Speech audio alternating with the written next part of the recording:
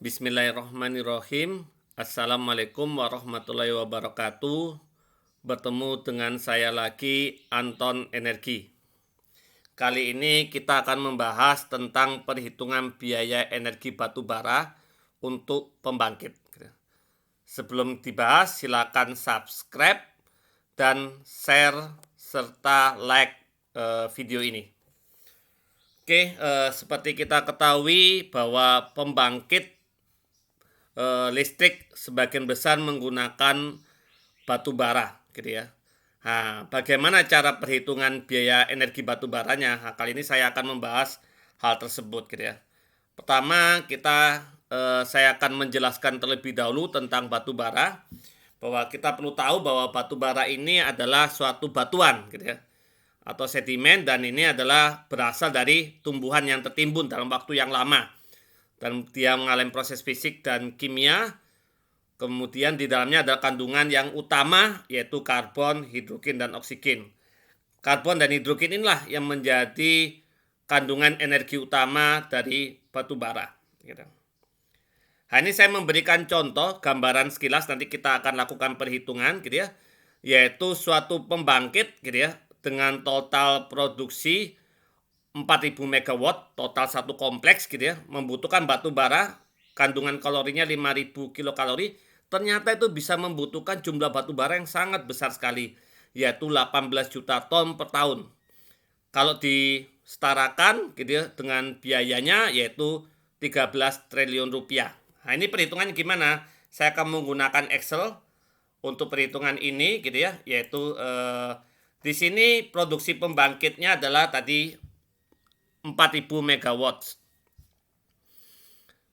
atau setara dengan 4 juta kilowatt. Watt itu adalah joule per second, sehingga sama dengan juga 4 juta kilojoule per second. Nah, kalau kita katakan dalam satu tahun, itu jumlah waktunya dalam satuan jam itu 7.920 jam, atau dalam second itu 28.512.000 detik. Nah, ini 7920 kita kalikan dengan KW, itu namanya kilowatt hours. Itulah yang kita namakan dengan biaya per kWh di rumah-rumah, gitu ya.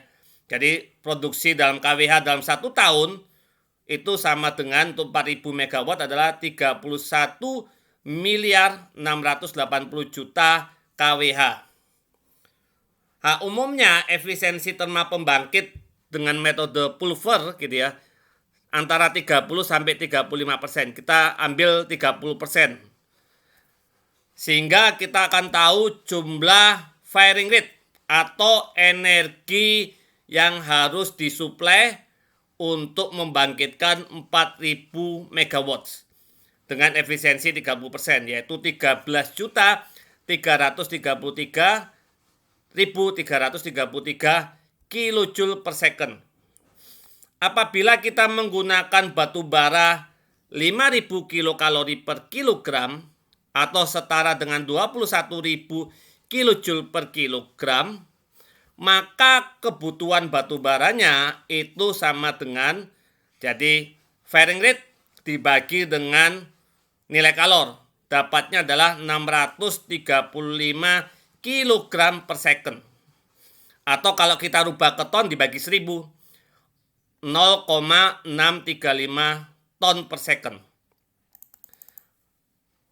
Kemudian ini kita ubah kebutuhan satu tahun per tahun, ton per tahun. Kita kalikan dengan jumlah second ini. Dapatnya adalah 18.102.857 ton batu bara per tahun untuk membangkitkan 4.000 megawatt. Harga batu bara sendiri sekitar 50 US dollar per ton, gitu ya. Nah, ini bisa berubah-ubah, gitu ya. Jadi 50 US dollar per ton ini saya pakai patokan untuk perhitungan ini. Sehingga total dana untuk membangkitkan 4.000 megawatt dalam satu tahun itu sama dengan 905 juta 142.857 US dollar per tahun.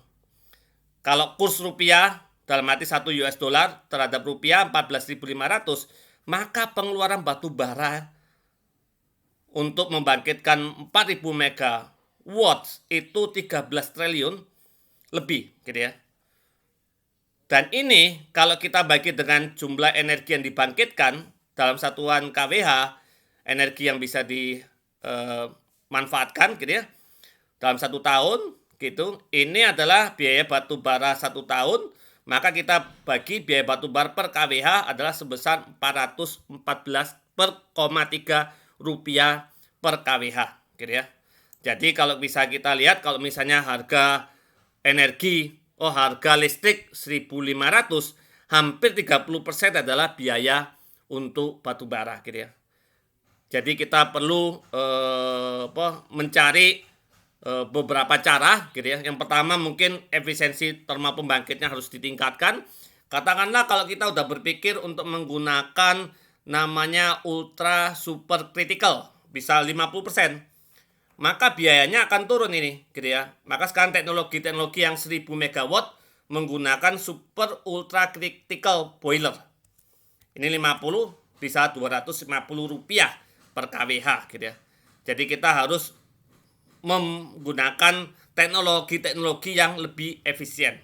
Selain kita harus mencari harga batu bara lebih murah, kemudian kurs rupiah kita juga harus lebih rendah lagi. Kalau kurs rupiah kita bisa 12.000 katakan, ini bisa sekitar 200 rupiah per kWh.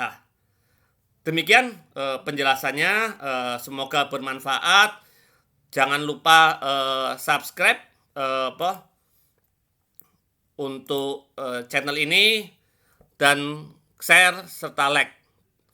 Saya akhiri, terima kasih. Assalamualaikum warahmatullahi wabarakatuh.